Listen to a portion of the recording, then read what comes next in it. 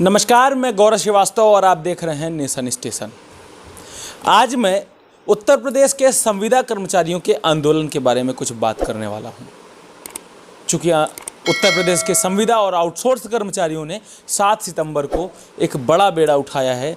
आंदोलन को करने के लिए आंदोलन की रूपरेखा को तैयार कर लिया है और आज मैं उसी संबंध में कुछ बातचीत करना चाहूँगा। आज सभी संविदा और आउटसोर्स कर्मचारियों से बातचीत करना चाहूँगा। आज उनसे कुछ सवाल भी पूछूंगा और कुछ बातें भी बताऊंगा और मैं भी चाहूँगा कि आप सभी कमेंट बॉक्स में अपने विचार साझा करें। जाहिर सी बात है, किसी ने कहा है अगर जहाँ पर आप रहते हैं वहाँ पर अगर जिंदा हैं तो जिंदा नज़र आना ज़रूरी है। तो दोस्तों, सबसे बड़ी बात है कि यदि आप आंदोलन करने जा रहे हैं तो क्या दूसरों के भरोसे अपने भविष्य को संजोने का सपना देखते हैं। उत्तर प्रदेश के संविदा और आउटसोर्स कर्मचारियों से पूछना चाहता हूं कि क्या आपको अपने उज्जवल भविष्य की कामना किसी दूसरे के कंधों पर रख करके सोचने की ज़रूरत होनी चाहिए, क्योंकि आज भी उत्तर प्रदेश के बहुत सारे साथी ऐसे हैं जो संविदा पर हैं, आउटसोर्स पर हैं, लेकिन इस आंदोलन में अपनी भूमिका को नहीं दिखा रहे हैं। मैं किसी भी दल, विशेष पार्टी, गतिविधि, किसी मुद्दे या संगठन के ऊपर बात नहीं करना चाहूँगा।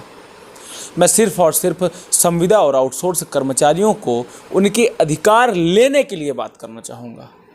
एक बात बताता चलूं साथियों कि माँ भी तभी दूध पिलाती है जब बच्चा रोना शुरू करता है, और यहाँ पर बच्चा दूर दूर तक रोते दिख ही नहीं रहा है। साथियों, आज अपने दिल की आवाज़ सुनिएगा।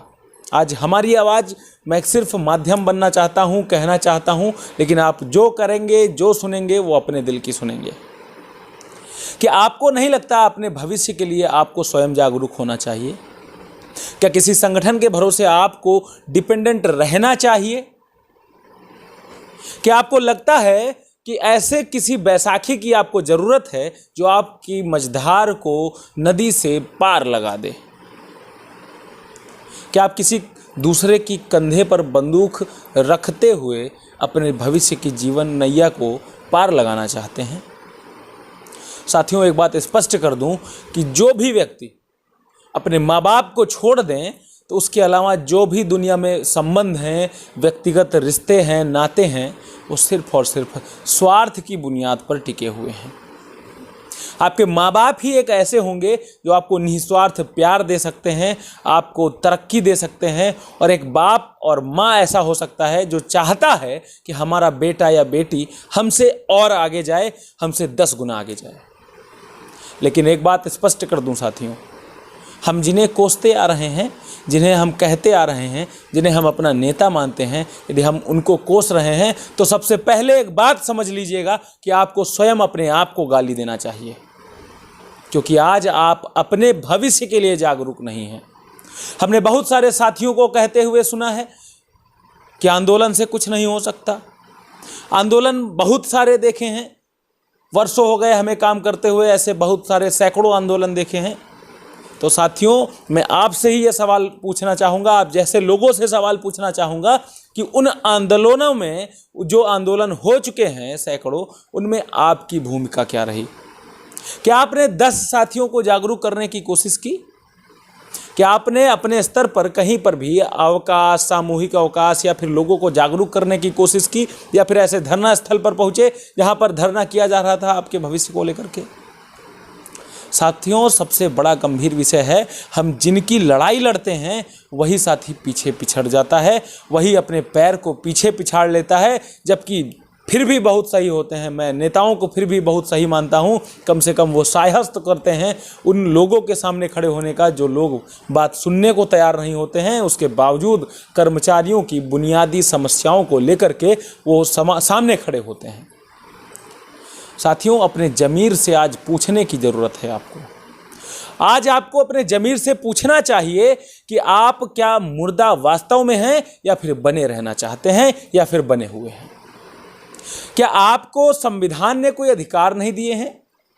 क्या आपको कम अधिकार मिले हैं, या बात से डर रहे हैं? हो सकता है कल को यदि आपको समस्या आती है तो वही अधिकारी आपको बाहर करने के लिए, वही अधिकारी आपको बाहर का रास्ता दिखाने के लिए 1 मिनट की देरी भी नहीं करेंगे, जिनका आप लिहाज कर रहे हैं। लेकिन साथियों, मैं आपको बता देना चाहता हूं कि लकड़ी के गट्ठर को तोड़ने के लिए आपको बल की ज़रूरत पड़ेगी, और शायद बल आज के समय में किसी के पास है ही नहीं। समस्या इस बात की है कि आज हम लकड़ी के गट्ठर से एक एक डंडे में परिवर्तित हो चुके हैं। लकड़ी का गट्ठर खुल चुका है और हम विभाजित हो चुके हैं। हमें विभाजित नहीं होना है। हमें आंदोलनों में जान फूंकने की ज़रूरत है। हमें जानना है, हमें समझना है, हमें बताना है अपने साथियों को कि यह लड़ाई हमारी है। यदि नेता लड़ाई नहीं लड़ रहे तो हम स्वयं अपने अधिकार को लेकर के सजग होने चाहिए। हम अपने अधिकार को लेकर के खड़े होने चाहिए। हम अपने अधिकार को लेकर के, अपने संवैधानिक अधिकार को लेकर के, अपने हक की लड़ाई के लेकर के सामने खड़े हो सकते हैं, और खड़ा भी होना चाहिए। यह हमारा संविधान हमें अधिकार देता है। आंदोलन करना कोई गुनाह नहीं है, धरने प्रदर्शन गुनाह नहीं है, ये हमारे संविधान ने अधिकार दिए हैं हमको। उसके बावजूद आज हम डर रहे हैं तो यह हमारी कमी है। अगर हम पीछे के रास्ते से भाग रहे हैं तो यह हमारी बुज़दिली है।